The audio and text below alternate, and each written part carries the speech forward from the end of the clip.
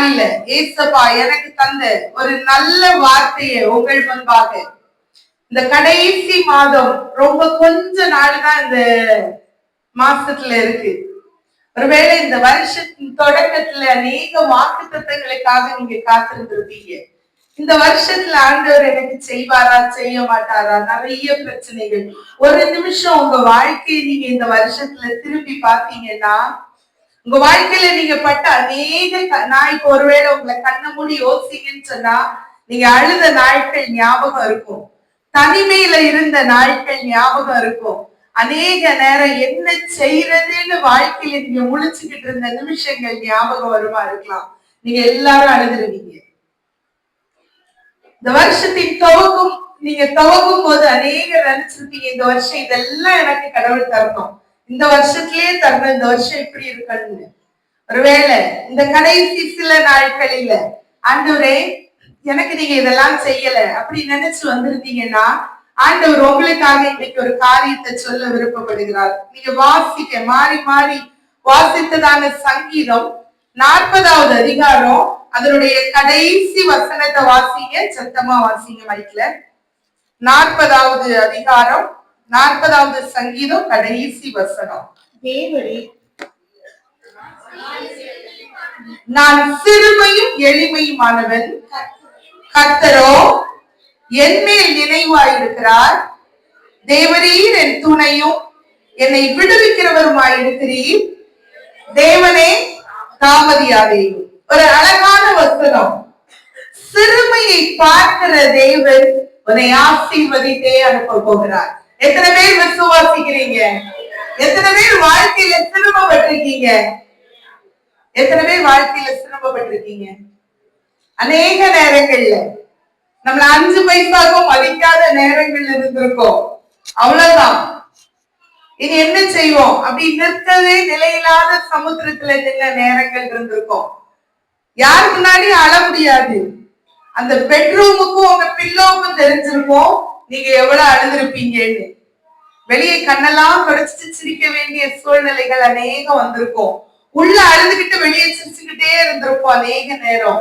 அநேக நேரம் சிறுமைகளினால் பாதிக்கப்பட்டிருந்திருக்கலாம். இந்த வருஷ கடைசியில ஏசப்பா சொல்றாங்க, உங்க சிறுமையை பார்க்கிற நான் அதை நீக்கி உன்னை ஆசீர்வதிக்கவே போகிறேன். விசுவாசிக்கிற எல்லாரும் கைகளை உயர்த்தி, எங்க ஏசப்பாக்கு அப்படி ஒரு ஸ்பெஷாலிட்டி இருக்கு.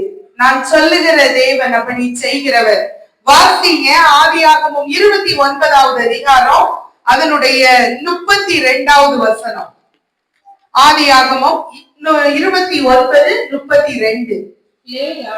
லேயாள் கர்ப்பவதியாகி ஒரு குமாரனை பெற்று கர்த்தர் என் சிறுமையை பார்த்தருளினார். கர்த்தர் என் சிறுமையை பார்த்தருளினார் என்று சொல்லி, இப்பொழுது என் புருஷன் என்னை நேசிப்பார், இப்பொழுது என் புருஷன் என்னை நேசிப்பான் என்று சொல்லி அவனுக்கு ரூபன் என்று பெயரிட்டாளாம்.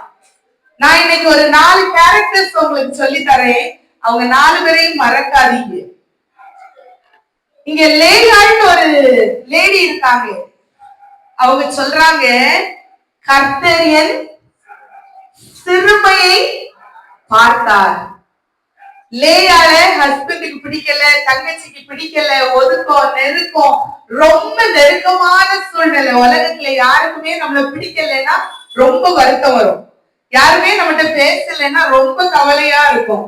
அநேக இடங்கள்ல ஒதுக்கப்படுகிற நேரங்கள்ல நீங்க நினைப்பீங்க, ஒருவேளை நானும் இந்த மாதிரி இடத்துல எல்லாம் இருந்திருந்தேன்னா என்னையும் எல்லாரும் நேசிச்சு பக்கத்துல வச்சிருப்பாங்கன்னு. வியாதி பலகீனங்கள் வரும்போது நம்ம கூட நடக்கிறவங்க கூட நம்மள அநேக நேரம் தள்ளி வைத்திடலாம். சிறுமை வரும்போது, கண்ணீரோடு இருக்கும் போது லேயாள் ஆண்டவரை பார்த்து கேட்டாளா, ஆண்டவரே என்னை யாருக்குமே பிடிக்கல. ஆனா வேதம் சொல்லுகிறது, லேயாள் என்ன சொன்னா, கர்த்தர் என் சிறுமையை பார்த்தாராம் அப்படின்னு சொல்லி ரூபன்னு பெயரிட்டார். என்ன ஒரு அழகான ஒரு கோத்திரங்கள்ல முதல்ல யாருக்கு பேர் வருது? ரூபன். லேயாள்கிட்ட இருந்துதான் ஸ்டார்ட் ஆகுது. எவ்வளவு ஒரு அழகான விஷயம் தெரியுமா? ஏசப்பா சிறுமையை பார்க்கிற தேவன். அவர் மனுஷன் பார்க்கிறபடி பார்க்காத தேவன். மனுஷன் வேற மாதிரி பார்ப்பான், ஏசப்பா வேற மாதிரி பார்ப்பாங்க. இந்த லேயாள் ரொம்ப அழகி இல்ல, கொஞ்சம் கூச்ச பார்வை, ஒன்றரை கண்ணுன்னு சொல்லுவோம்ல, இந்த மாதிரி ஸ்குவிட் ஐஸ் லேயாளுக்கு. ரொம்ப பெரிய அழகு இல்ல, ராகியல மாதிரி ரொம்ப ஸ்மார்ட் இல்ல அவ. ஆனா லேயாள் என்ன சொல்றா? கர்த்தர் என் சிறுமையை பார்த்தார். ஒருவேளை நீங்க ரொம்ப எஜுகேட்டட் இல்ல, ரொம்ப ஸ்மார்ட் இனஃப் இல்ல, நீ இதுக்கெல்லாம் லாய்க்கே இல்ல. பாருங்க, உங்க கூட படிச்சவங்க எல்லாம் அவ்வளவு ஸ்மார்ட், அவ்வளவு பெரிய பெரிய இடத்துல இருக்காங்க. உங்க கூட உள்ளவங்க எல்லாம் எப்படி எப்படி இருக்காங்க, நீ எப்படி இருக்க? இப்படி அநேக நேரம் உங்களை கேட்டா ஆண்டவர்கிட்ட சொல்லுங்க, ஆண்டவரே என் சிறுமையை யாரு பார்த்தா போதும்? நீங்க பார்த்தா போதும். ஆண்டவர் பார்க்கும் போது அவ என் சிறுமையை பார்த்து ஆண்டவர் ரூபனை தந்தாருன்னு நினைச்சா, ஆனா அடுத்த 4 வசனங்களும் வரிசையா வருது. அடுத்த வசனம் வாசிங்க. மறுபடியும் அவர் கர்ப்பவதியாகி ஒரு குமாரனை பெற்று அற்பமாய் எண்ணப்பட்டதை கர்த்தர் கேட்டருளி இவனையும் எனக்கு தந்தார் என்று சொல்லி அவனுக்கு சிமியோன் என்று பெயரிட்டாராம். திருப்பியும் ஜோமன். அடுத்தது யாரு பிறக்கிறா? சிமியோன். அதுக்கு அடுத்தது இன்னும் அவள் கர்ப்பவதியாகி ஒரு குமாரனை பெற்று புருஷனுக்கு 3 குமாரனை பெற்றபடியால் அவர் இப்பொழுது என்னோட சேர்ந்திருப்பார் என்று சொல்லி அவனுக்கு லேவி என்று பெயரிட்டால். அடுத்தது யூதான் பெயரிட்டாளாம். சிறுமையை பார்த்த ஆண்டவர் ஒரு ஆசீர்வாதத்தோட அனுப்புகிறதே இல்லை. நீங்க ஒருவேளை உங்க சிறுமையே யோசிச்சுட்டு இருந்தீங்கன்னா இன்னைக்கு ஆண்டவரை பாருங்க. உங்க சிறுமையை பார்க்கிற தேவன் உங்களை ஆசீர்வதிக்கிற தேவனாக இருக்கிறார். ஒருவேளை மனுஷன் சிறுமையை பார்த்து தள்ளி வைக்கலாம், இங்க ஏசப்பா உங்க சிறுமையை பார்த்து ஆசீர்வதிக்கிற தேவன். ஏன்னா அவர் மனுஷன் இல்ல, அவர் தேவன். எத்தனை பேர் விசுவாசிக்கிறீங்க? அவர் நல்லவர். அவருக்கு உங்களை விட்டு விலக தெரியாது, மறக்க தெரியாது, சிறுமையை பார்க்காம இருக்க தெரியாது. இங்க லேயாளுக்கு அப்படிதான். சிறுமையை பார்த்த தேவன் ஒரு ஆசீர்வாதத்தோட நிறுத்தல, வரிசையா ஆசீர்வாதம் கொடுத்துட்டே இருக்காரு. ஒருவேளை நீங்க ஒருவேளை இந்த நாளில சிறுமையில இருந்தீங்கன்னா உங்க சிறுமையை பார்க்கிற தேவன் நீங்க கேட்கிற ஆசீர்வாதத்தை மட்டும் இல்ல, நீங்க கேளாத ஆசீர்வாதத்தையும் என் தேவன் தர வல்லவராக இருக்கிறார். தகுதி இல்லாத யாவருக்கும் ஆசீர்வாதம் கொடுக்கிற தேவன். எல்லாரும் சந்தோஷமா பாடுவோமா? தகுதியில்லா அடிமை என்னை அடக்கிட்டீ, தாங்கி தாங்கி வழி நடத்தி வருகின்றீ.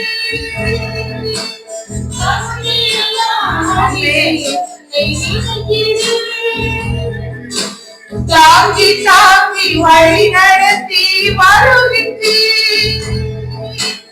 அதிசயங்கள் 1000 அன்பரை உத்தரங்களிலே, அதிசயங்கள் 1000 அன்பரை உத்தரமே. நன்றி நன்றி நன்றி என்று துதிக்கிறேன். நல்லவரே உன் நன்மைகளை நினைக்கிறேன். நீங்க தகுதியே இல்லை எனக்கு ஆசீர்வாதத்துக்குன்னு சொன்னீங்கன்னா உங்க சிறுமையை பார்க்கிற தேவன் தகுதிக்கு மிஞ்சி ஆசீர்வதிக்கிற தேவனாக இருக்கிறார். 2வது ஒருத்தரை பத்தி சொல்றேன், யாக்கோபு. வாசிங்க ஆதியாகமம் 31வது அதிகாரம் 42வது வசனம். என் பிதாவின் தேவனாகிய ஆபிரகாமின் தேவனும் ஈசாக்கின் பயபக்திக்குரியவரும் என்னோடு இராமற் போனால் நீர் இப்பொழுது என்னை வெறுமையாய் அனுப்பிவிட்டிருப்பீர். தேவன் என் சிறுமையையும் என் கையின் பிரயாசத்தையும் பார்த்து நேற்று ராத்திரி உம்மை கடிந்து கொண்டார் என்று சொன்னார். யாக்கோபு ஒண்ணு இல்லாம தான் போறான் மாமா வீட்டுக்கு. ஒண்ணுமே இல்ல, சகோதரனுக்கு பயந்து அவங்க அம்மா அனுப்பி வைக்கிறாங்க, எங்கேயாவது போய் உயிரோட இருந்துருங்க. ஒன்றுமே இல்லாம போன யாக்கோபு ரொம்ப கஷ்டப்பட்டு வேலை செய்யறான். மனுஷன் அதை பார்க்கல. யாக்கோவுக்கு மாமா இவ்வளவு கஷ்டப்பட்டு இவ்வளவு நமக்கு சம்பத்தெல்லாம் கூட்டி இருக்கானே, இவ்வளவு உழைச்சிருக்கானே, இத்தனை ஆடு மாடெல்லாம் வர்றதுக்கு காரணமே இந்த யாக்கோபு தானேன்னு சொல்லி யாக்கோப பிரைஸ் பண்ணல. மாறாக ஒண்ணுமே கொடுக்காம இவனை விரட்டி விட்டுருக்கணும்னு யோசிச்சுட்டு இருக்கான். ஆனா தேவன் எப்படியா? தேவன் என் சிறுமையையும் என் கையின் பிரயாசத்தையும் பார்த்து நேற்றுக்கு ராத்திரி உம்மை கடிந்து கொண்டார். நம்ம ஏசப்பா அப்படிதான். யாக்கோபுக்கு மாமா பார்த்த மாதிரி ஏசப்பா பார்க்கல. தேவன் எப்படி பார்த்தாரா? யாக்கோபுக்கு சிறுமை, கையின் பிரயாசம், ரொம்ப கஷ்டப்பட்டு வேலை செய்தல யாக்கோபு. நீ ரொம்ப வருத்தப்பட்ட வாழ்க்கையில, நீ ரொம்ப கஷ்டப்பட்ட, அநேகர் இப்படி எல்லாம் பண்ணினாங்க. இத பார்த்து ஆண்டவர் நேற்றுக்கு ராத்திரி என்ன பண்ணாரு?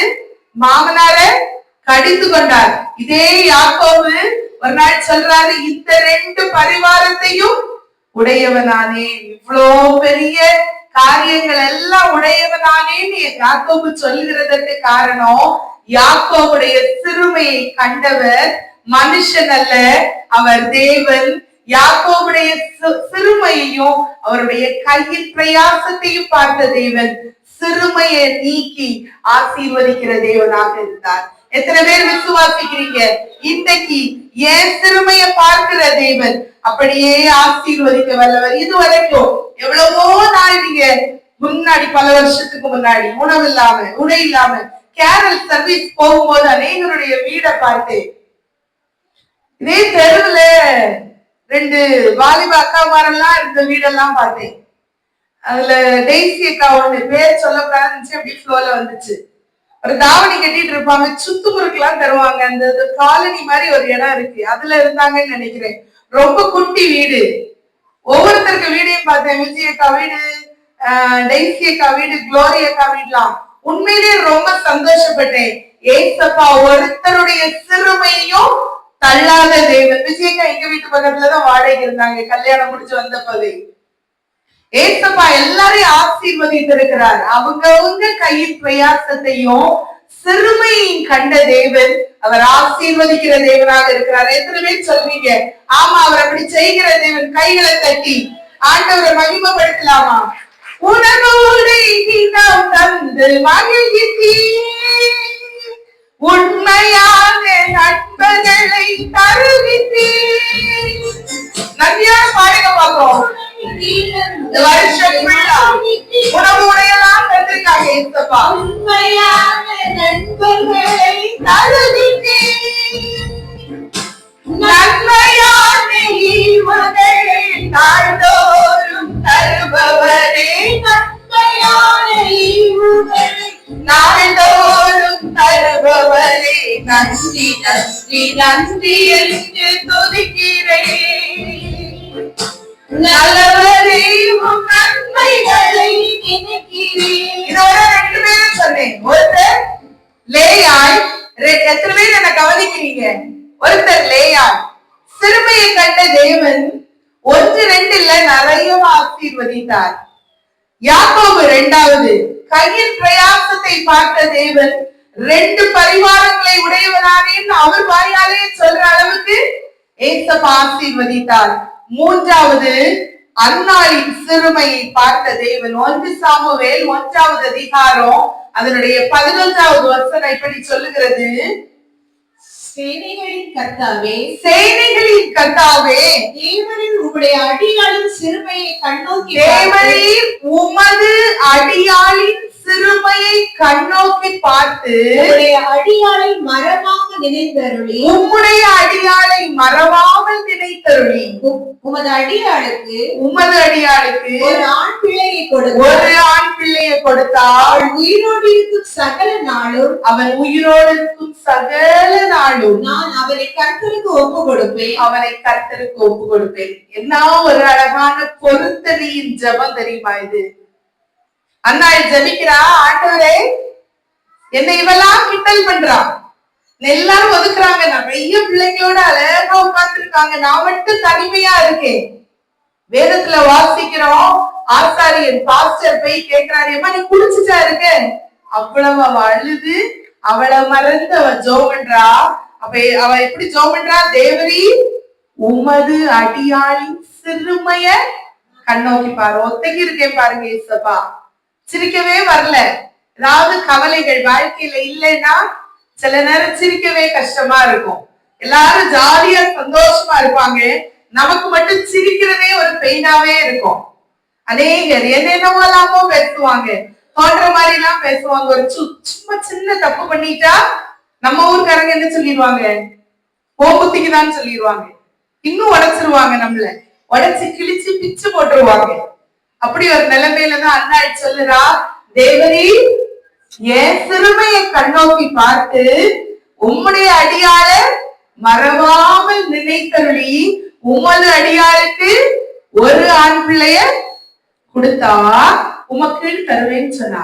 ஆனா அண்ணாள் ஒரு பெரிய தீர்க்கதரிசிய கேட்கவே இல்லை. ஏசப்பா செஞ்சாங்களா? செஞ்சாங்க. அண்ணாளுக்கு ஒரு அழகான சாமுவேலை கொடுத்தார், அதுவும் பெரிய தீர்க்கதரிசியாக கொடுத்தார். அவ ஒரு குமாரனை தாங்க, பெரிய தீர்க்கதரிசியா இருக்கணும், பெரிய டாக்டரா இருக்கணும், இன்ஜினியரா இருக்கணும்னு கேட்டாராம். அவ ஒண்ணுமே கேட்கல. அவ கேட்டது என் நிந்தைய மாற்ற ஒரே ஒரு பிள்ளைய தாங்கன்னு கொடுத்தா. ஆண்டவர் எவ்வளவு ஒரு பெரிய கிரெடிட் தெரியுமா அண்ணாளுக்கு? ஒரு பெரிய தீர்க்கதரிசியின் தாயார், சாமுவேல் ஆகிய பெரிய தீர்க்கதரிசியின் தாயார் யார்? அண்ணாள். இப்படி ஒரு பெரிய கிரெடிட் அண்ணாளுக்கு கொடுத்தார். ஒருவேளை நீங்க சிறுமைப்பட்ட இடங்கள் இருக்கலாம், ஆண்டவர் உங்களை உயர்த்தி வைத்து ஏசப்பா தர்ற கிரெடிட் அவ்வளவு அழகா இருக்கும். நீங்க ஒவ்வொரு காரியத்துக்கும் நன்றி சொல்லி பாட்டு பாடுறீங்களா? ஆமாண்டவரே, என் வாழ்க்கையில நீங்க அப்படியே செய்ய போறீங்க, அதனால நன்றின்னு பாடுறீங்க. பாடுவோமா?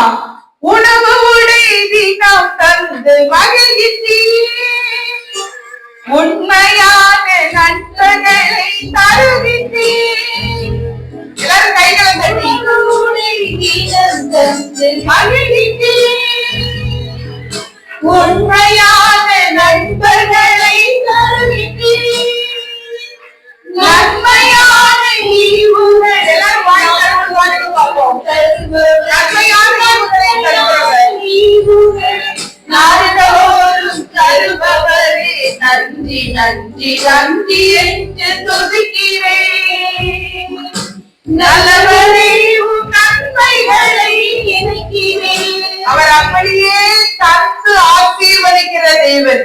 லேயாளுடைய சிறுமையை கண்டு ஏசப்பா ஆசீர்வதிச்சிருந்தா, யாக்கோபுடைய சிறுமையை கண்டு தேவன் ஆசீர்வதித்திருந்தா, அண்ணாளுடைய சிறுமையை கண்டு ஒரு பெரிய தீர்க்கதரிசியை கொடுத்திருந்தா, இன்றைக்கு சிறுமையோடு இருக்கிற உங்களை இந்த வருஷத்துல தேவன் ஆசீர்வதித்தே அனுப்ப போகிறார். எத்தனை பேர் விசுவாசிக்கிறீங்க? கர்த்தருக்கு மகிமையா, அவர் நல்லவர். அடுத்ததாக ஒரு மனுஷனை சொல்ல விரும்புகிறேன், தாவீது. இந்த அழகா வாசிக்க கேட்டோம். அப்பா இந்த ஆலோசனை கொடுக்கும் போது கூட இந்த தாவீதை பற்றி சொன்னாங்க. 1 சாமுவேல் 16வது அதிகாரம் அதனுடைய 12வது வசனம். 2 சாமுவேல் 16:12வது வசனம். ஒருவேளை கர்த்தர் என் சிறுமையை பார்த்து இந்த நாளில் அவன் நிந்தித்த நிந்தனைக்கு பதிலாக எனக்கு நன்மை சரி கட்டுவார்னு சொன்னானா தாவீது. இது எத்தனை பேருக்கு புரியும் தெரியல. நான் சொல்லவா? ஒருத்தரை எழுப்பி விட்டு நான் ரொம்ப திட்டுறேன், ரொம்ப மோசமா, உலகத்துல எவ்வளவு மோசமா பேச முடியுமோ அவ்வளவு மோசமா பேசுறேன் அப்படின்னு வச்சுக்கிடுவோம். விஜயக்கா தான் ஃப்ரெண்ட்ல இருக்காங்க, விஜயக்காவை பேசுறேன்னு வச்சுக்கிடுவோம். ஆகாஷ் என்ன செய்வான்? என் மேல ரொம்ப பாசமானவன் ஆகாஷ். அக்கா அக்கா அக்கா அக்கான்னு உயிரை தான் விடுவான். ஆனா விஜயக்கால நான் பேசினா என்ன செய்வான்? என்ன செய்வான்? பல்ல உடைச்சிருவான். உண்டா இல்லையா? ஆமாவா இல்லையா? இது நேச்சுரல், தாங்க முடியாது சிலரை பேசும்போது. ஆனா இங்க தாவீது சொல்றாரு, அபிஷாயிட்ட பேசட்டும், இந்த செத்த நாய் எப்படி பேசுறான் பாருங்க அப்படின்னு சொல்றான் அபிஷாய். அபிஷாயால பொறுக்க முடியல, என்னெல்லாம் பேசிட்டான் தாவீத பார்த்து. விடு, நான் இப்ப கொண்டுடுறேன் ராஜாவேன்னு சொல்றான். தாவீது சொல்றாரு, கொஞ்சம் அமைதியாரு, அவன் திட்டுறது எனக்கு சந்தோஷம்தான். ஏன் சிறுமைய பார்க்கிறவர் ஒருத்தர் இருக்கிறார், அவர் இந்த சிறுமைய பார்த்து எனக்கு நன்மையை செய்வார். யாராவது வாழ்க்கையில உங்களை ரொம்ப கேவலமா திட்டி இருந்தா இன்னைக்கு சந்தோஷப்படுங்க. ஏன்னா அந்த சிறுமையை காண்கிற தேவன் உங்களுக்கு நன்மை சரி கட்ட வல்லவராக இருக்கிறாராம். எத்தனை பேருக்கு நன்மை ஆசை? எத்தனை பேருக்கு நன்மை வேணும்? இன்னைக்கு அல்லேலூயா சொல்லுங்க பாப்போம். நன்மைகளை தருகிற தேவன் நம்முடைய தேவன். ரொம்ப கேவலமா சொல்லி இருக்கா, அல்லேலூயா சொல்லுங்க. நன்றி ஆண்டவரே. ரொம்ப அற்பமா பேசியிருக்கா, நன்றி ஏசப்பா. ரொம்ப லோக்கலா பேசிட்டாங்க என்ன பத்தி, நன்றி ஆண்டவரே. எனக்கு தெரியும் பேசுனது என்ன பற்றியா இருந்தா அதை நன்மையாய் முடிய பண்ணுகிற தேவன் என்னுடைய தேவன். அவர் அப்படியே நன்மையை பாராட்டுகிற தேவனாக இருக்கிறார். ஒரு விஷயம் தெரியுமா, கழுகு அழகா பறந்துட்டே இருக்கும், அதனுடைய தலை பக்கத்துலதான் போய் இருக்கும். காக்கா சும்மா இருக்கவே விடாது, நொச்சி நொச்சி நொச்சி நொச்சின்னு முதுகுல தலையில எல்லாம் கொட்டிட்டே இருக்கும் காக்கா. கழுகு பெரிய கழுகுதான், அது பறந்துட்டே இருக்கும். காக்காவை விரட்டுறதுல கான்சென்ட்ரேட் பண்ணாது, அது பாட்டுக்கு பறந்துட்டு தான் இருக்கும். இந்த காக்காவை கொத்தணும், காக்காவை அடிக்கணும்னு டர்ன் பண்ணவே செய்யாது கழுகு. அது பாட்டுக்கு அழகா செட்டைகளை விரித்து வானத்துல பறந்துட்டே இருக்கும். ஒரு 1000 அடி மேல போன உடனே கழுகு அழகாதான் பறக்கும், மேல இருக்கிற காக்காவுக்கு மூச்சு முட்டும். பல அடி மைல் தூரம் மேல பறக்கிற கெப்பாசிட்டி நம்ம காக்காவுக்கு கிடையாது. இது யாருக்கு தெரியும்? கழுகுக்கு தெரியும். அதனால கழுகு அழகாதான் பறந்துகிட்டு இருக்கும். பல்லாயிரம் அடி மேல போன உடனே காக்காவுக்கு மூச்சு திணறல் வந்து தோணும். லைட்டா மேல இருந்து கீழே விழுந்து செத்தா கூட பரவாயில்ல, மூச்சு திணறல் தாங்க முடியலன்னு தோணும். ஒருவேளை தலையில கொட்டுகிறவர்கள் இருந்துச்சே இருந்தா இந்த தலையில கொட்டுற காக்காவை விரட்டுற வேலையை விட்டுட்டு உங்க பாட்டுக்கு சிறக அடிச்சு பறந்துகிட்டே இருக்க. ஏன்னா உங்க தலையில கொட்டுற காக்காவை பார்க்கிற தேவன் பலாயிரம் மடங்கு நீங்க மேல போனோட காக்காவை லைட்டா தட்டி விட்டுருவாரு. இல்லைன்னா காக்கா மூச்சு திணறி செத்து போயிடும். அதனால காக்கா கீழே வந்தே ஆகணும். அதனால சிறுமையை பார்க்கிற தேவன் ஆசீர்வதிக்கணும்னா இந்த தாவீத போல கொஞ்சம் வாய மூடிட்டு அமைதியா இருக்கும் போது சிறுமையை காண்கிற தேவன் ஒருவர் உண்டு. உங்களை அவரை ஆசீர்வதிக்கணும்னா இந்த கண்டிஷனை செய்யணும். பக்கத்துல கைய பிடிச்சு சொல்லுங்க பாப்போம். தாவீத போல கொஞ்சம் அமைதியா இருந்தா சிறுமையை காண்கிற தேவன் நன்மையை செய்வார்.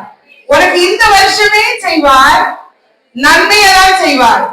அவர் மனமாற மனுஷன் அல்ல, அவர் சொல்லியும் செய்யாதிருப்பாரோன்றது வேத வசனம். நீங்க ஒருவேளை நினைக்கலாம், எனக்கு தகுதியே இல்லை, எனக்கு முடியல, இனி பலன் இல்லை. தாவீது நினைச்சிருப்பாரு, இனி எனக்கு பலவீனம், இனி எனக்கு முடியாது, அவ்வளவுதான். பெரிய சவுல், பெரிய ராணுவம், எல்லாரும் இந்த சூழ்ந்து நிக்கிறாங்க, என்னை இப்படி எல்லாம் பேசிட்டாங்க, ரொம்ப கேவலப்பட்டுட்டேன், இனி அவ்வளவுதான், இனி அவ்வளவுதான் அப்படியெல்லாம் நினைச்சா தாவீது திருப்பியும் ராஜாவா இருக்க முடியாது, அப்படிதானே? ஆனா சிறுமையை கண்ட தேவன் தாவீதை உயர்த்தியே வச்சிருந்தார். அதுக்கு தாவீது பண்ணின ஒரே வேலை என்ன? கொஞ்சம் அமைதியா இருந்தார். ஆண்டவருக்குள்ள என் சிறுமையை பார்க்கிற தேவன் எனக்கு நன்மையை செய்வார். சங்கீதம் 40 லாஸ்ட்ல வாசித்தோம் இல்லையா? நான் சிறுமையும் எளிமையுமானவன், கர்த்தரோ என் மேல் நினைவாயிருந்தார், தேவரீர் என் துணையும் என்னை விடுவிக்கிறவருமாயிருக்கிறீர். அவருக்கு நம்பிக்கை பாருங்க. ஏன் சிறுமையை பார்க்கிற தேவன்? நான் ரொம்ப சிறுமையானவன் தான், எனக்கு ஒண்ணுமே இல்லதான். இப்ப நான் பயந்துதான் இந்த காடு வெளிகளில் எல்லாம் சுத்திட்டு இருக்கேன், உண்மைதான். நான் எளிமையானவன் தான், எனக்கு பெரிய டேலண்ட் எல்லாம் இல்லதான் சவுலிட்ட நிக்க. ஆனா கர்த்தர் என் மேல நினைவா இருக்கும் போது எல்லாவற்றையும் நன்மையாய் முடிய செய்கிற தேவன் அவர். அவர் பலவீனன்னு தள்ளியே விட மாட்டார் நம்ம ஏசப்பா. பலவீனன் என்று தள்ளிவிடாமல் பலத்தால் வீட்டை கட்டினீர். ஆமென். பலவீனன் என்று தள்ளிவிடாமல் பலத்தால் வீட்டை கட்டினீர். பலத்தால் வீட்டை கட்டினீர். எத்தனை நன்மைகள் எனக்கு செய்தீர். எப்படி நன்றி சொல்வேன். நான் எப்படி நன்றி சொல்வேன். தாவீதுக்கு தேவன் நன்மை செய்திருப்பார்னா நமக்கு செய்ய வல்லவராக இருக்கிறார். எல்லாரும் அல்லேலூயா சொல்லுவோமா? கடைசியா ஒரே ஒரு காரியம், இஸ்ரவேலரின் சிறுமையை கண்ட தேவனவர். உபாகமம் 26வது அதிகாரம் அதனுடைய 7வது வசனம் வாசிங்க. உபாகமம் 26 7வது வசனம். எங்கள் பிதாக்களின் தேவனாகிய கர்த்தரை நோக்கி கூப்பிட்டோம், அவர் எங்கள் சத்தத்தை கேட்டு எங்கள் சிறுமையையும் எங்கள் வருத்தத்தையும் எங்கள் ஒடுக்கத்தையும் பார்த்தாராம். எப்படி? பிதாவாகிய தேவனுடைய பக்கத்துல போய் அவரை கூப்பிட்டோம். எங்கள் பிதாக்களின் தேவனாகிய கர்த்தரை நோக்கி கூப்பிட்டோம். எல்லாருக்கும் ஆசைதான், ஏசப்பா என் சிறுமை எல்லாம் பார்த்து என்ன ஆசீர்வதிக்கணும். எத்தனை பேருக்கு ஆசை? எல்லாருக்கும் ஆசை, கர்த்தரை சிறுமைய மாற்றி என்ன ஆசீர்வதிக்கணும்னு. ஆனா செய்ய வேண்டியது என்ன? தாவீது என்ன செய்தார்? கொஞ்சம் அமைதியா இருந்தார். இஸ்ரவேலர்கள் என்ன செய்தாங்க தெரியுமா? பிதாக்களின் தேவனாகிய கர்த்தரை நோக்கி கூப்பிட்டார்களாம். கூப்பிடும் போது அவர்களுடைய சிறுமையையும் வருத்தத்தையும் கவலையையும் பார்த்த தேவன் அவர்களை விடுவித்து ஆசீர்வதித்து உயர்த்தின தேவனாக இருந்தார். இன்னைக்கு ஒருவேளை சிறுமையோட, வருத்தத்தோட, ஒடுக்கத்தோட, பலவீனத்தோட, கவலையோட, பாரத்தோட அவருடைய பாதவடியில இன்னைக்கு நீங்க வந்திருந்தீங்கன்னா, உங்கள் ஒடுக்கத்தையும் கவலையையும் வருத்தத்தையும் சிறுமையும் பார்க்கிற தேவன் இஸ்ரவேலை ஆசீர்வதிப்பதே அவருக்கு பிரியம். அந்த ஆசீர்வாதத்தினால ஒவ்வொருத்தரையும், பிள்ளைகளின் குடும்பத்தை ஆசீர்வதிக்க வல்லவராக இருக்கிறார். எத்தனை பேர் விசுவாசிக்கிறீங்க? அவர் ரொம்ப நல்லவர். அவர் மனுஷன் பார்க்கிறபடி பாராத தேவன். ஆபிரகாம் லிங்கன் எல்லாருக்கும் தெரியும். ஒரு பெரிய பிரசிடென்ட். அவருக்கு அப்பா செருப்பு தைக்கிறவர். ஒரு நாள் ஒரு பெரிய பப்ளிக் மீட்டிங், ஆயிரமான ஜனங்கள் இருந்தாங்க. பேசிக்கிட்டே இருந்தாரு ஆபிரகாம் லிங்கன். ஒருத்தன் கால்ல இருக்கிற செருப்பை கலட்டி ஆபிரகாம் லிங்கன் மேல வீசினான் கூட்டத்துல இருந்து. ஆபிரகாம் லிங்கனுக்கு திடீர்னு ஆச்சரியம் ஆயிடுச்சு. அவர் ரொம்ப பயந்துட்டாரு. டக்குன்னு செருப்பை பிடித்தாரு, அவர் கோட்டு மேல பட்ட செருப்பை. கீழே நின்று சொன்னா, இது உங்க அப்பா தச்ச செருப்பு, நீ எல்லாம் ஒரு ஜனாதிபதியா? அவரை கேவலப்படுத்தணும்னு சொன்னான். உங்க அப்பா ஒரு செருப்பு தைக்கிறவன், உங்க அப்பா தச்ச செருப்பு தான் அப்படின்னாரு. அவர் சிரிச்சுட்டே பதில் சொன்னாரு அந்த பப்ளிக்கு. பரவாயில்லையே, இத்தனை வருஷம் கழிச்சும் இந்த செருப்பு எவ்வளவு நல்ல உழைக்குது ஒண்ணு தெரியுமா உனக்கு? எங்க அப்பா செருப்பு தைக்கிறவர்ன்றது உண்மை. இதே போல நல்ல குவாலிட்டியா செருப்பு தைக்க எனக்கு சொல்லி கொடுத்திருக்காரு.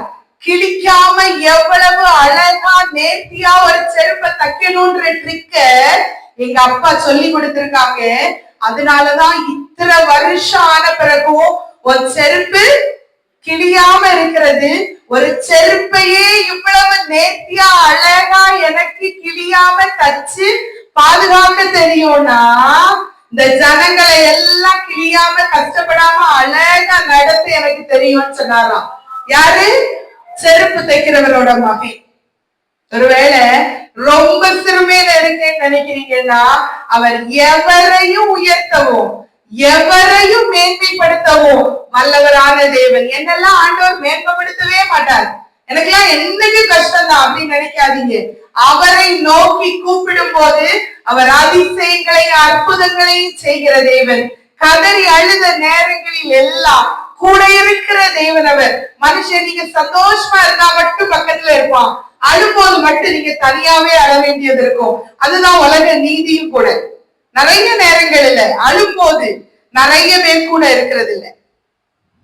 நீங்க உங்க சந்தோஷத்துல எல்லாம் கூட இருப்பாங்க, ஆனா நீங்க கதறி அழுகிற நேரங்கள்ல உங்களோட இருக்கிற ஒரு தேவன் உண்டு. இந்த இஸ்ரவேலர் கதறி அழுது ஆண்டவரை நோக்கி கூப்பிடும் போது அவர் பெரிய அற்புதங்களை செய்த தேவன், அவர்களை ஆசீர்வதித்த தேவன்.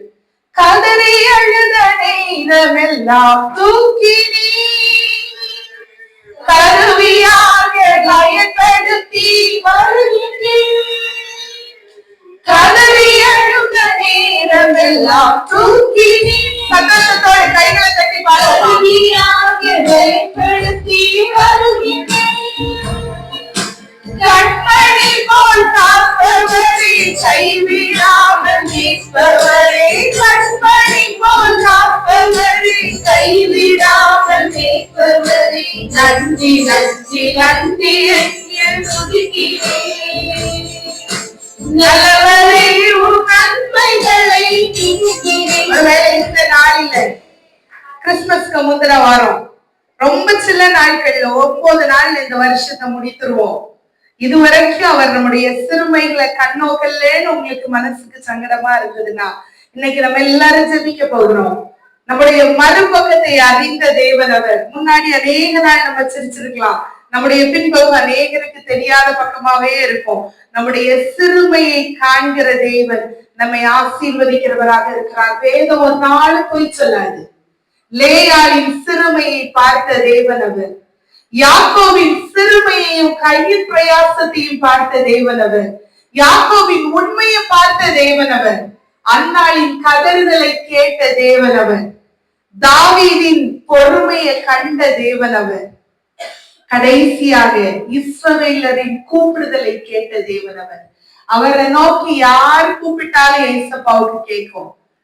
அவர் மனுஷன் பார்க்கிறபடி பாராத தேவன், சிறுமையை காண்கிற தேவன். கர்த்தர் நம்முடைய சிறுமையை பார்த்துட்டாருன்னா நம்மை ஆசீர்வதிக்காம விடுகிறதே இல்லை. எத்தனை பேருக்கு விசுவாசம் இருக்கு? எல்லாரும் எழுப்புங்க பார்ப்போம். இந்த நாளில எப்படி கூப்பிடணுமோ நம்ம ஆண்டவரை கூப்பிட போகிறோம். அவர் சிறுமையை ஆசீர்வாதமாய் மாற பண்ணுகிற தேவன். நீங்க கேட்கறது கொஞ்சமா இருக்கலாம். ஆண்டவர் சொல்லியிருக்காங்க, என்னை நோக்கி கூப்பிடு, நான் உனக்கு உத்தரவு கொடுப்பேன். நீ அறியாததும் உனக்கு எட்டாததுமான பெரிய காரியங்களை அறிவிப்பேன் என்று சொன்ன தேவன் அவர்.